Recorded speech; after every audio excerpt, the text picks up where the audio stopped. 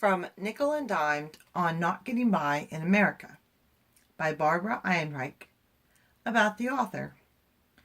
Barbara Ehrenreich, a social activist, feminist, and political essayist, has written for several well-known publications about controversial topics such as healthcare, war, families, and women's issues.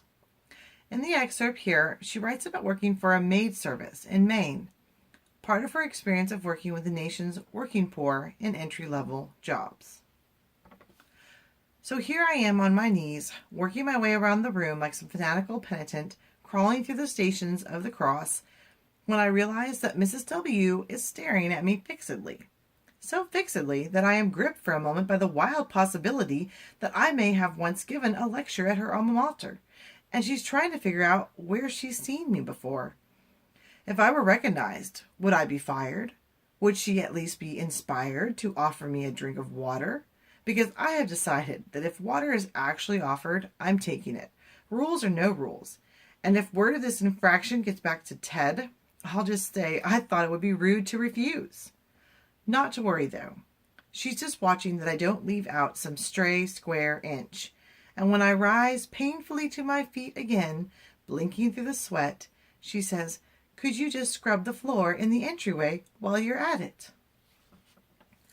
I rush home to the Blue Haven at the end of the day, pull down the blinds for privacy, strip off my uniform in the kitchen, the bathroom being too small for both a person and her discarded clothes, and stand in the shower for a good 10 minutes thinking, all this water is mine. I have paid for it. In fact, I have earned it. I have gotten through a week at the maids without mishap, injury, or insurrection. My back feels fine, meaning I'm not feeling it at all. Even my wrists, damaged by carpal tunnel syndrome years ago, are issuing no complaints.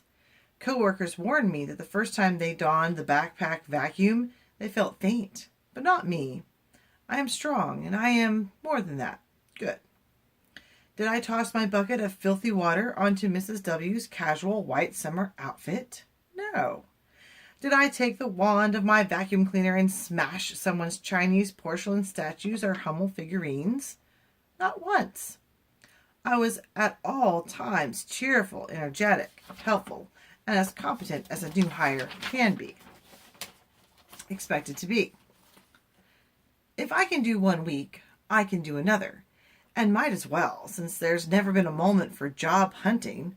The 3:30 quitting time turns out to be a myth. Often we don't return to the office until 4:30 or 5. And what did I think? That I was going to go out to interviews in my soaked and stinky post-work condition? I decide to reward myself with a sunset walk on Old Orchard Beach. On account of the heat, there are still a few actual bathers on the beach.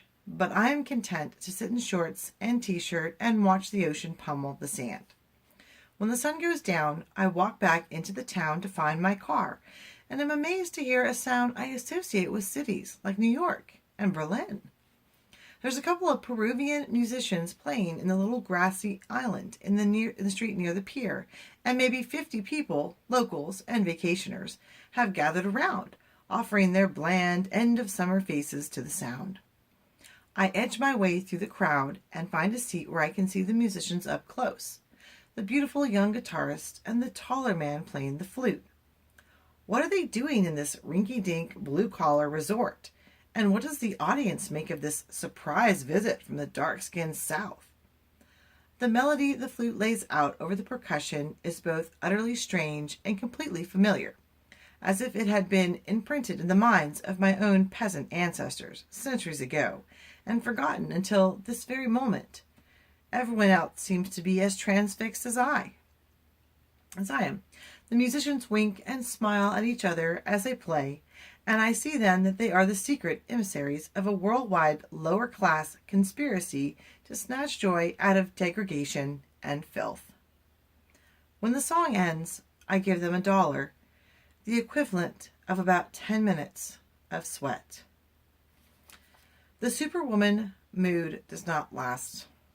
For one thing, while the muscles and joints are doing just fine, the skin has decided to rebel.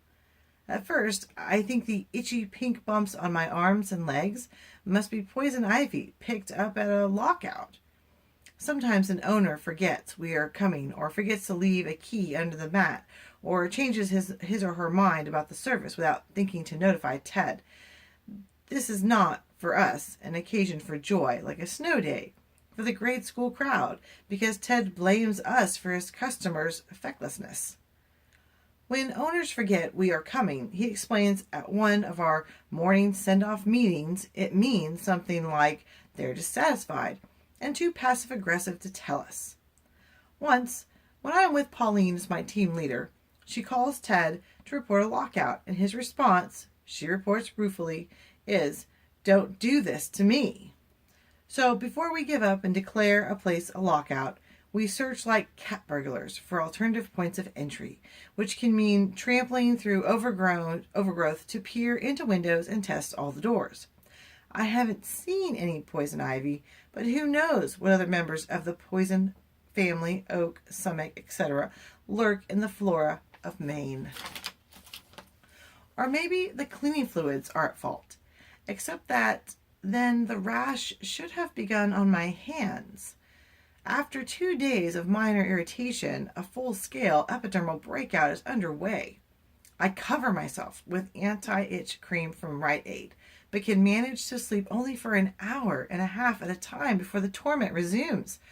I wake up realizing I can work, but probably shouldn't, if only because I look like a leper. Ted doesn't have much sympathy for illness, though. One of our morning meetings was on the subject of working through it.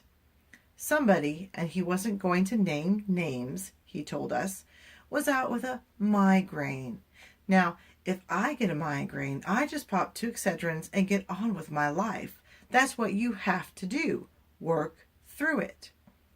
So it's in the spirit of a scientific experiment that I present myself at the office, wondering if my speckled and inflamed appearance will be enough to get me sent home. Certainly, I wouldn't want anyone who looks like me handling my children's toys or bars of bathroom soap. But, no problem. Must be latex allergy, is Ted's diagnosis. Just stay out of the latex gloves we use for particularly nasty work. He'll give me another kind to wear.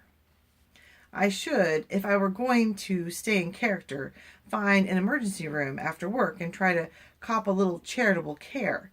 But it's too much. The itching gets so bad at night that I have mini tantrums, waving my arms and stamping my feet to keep from scratching or bawling. So I fall back on the support networks of my real life social class. Call the dermatologist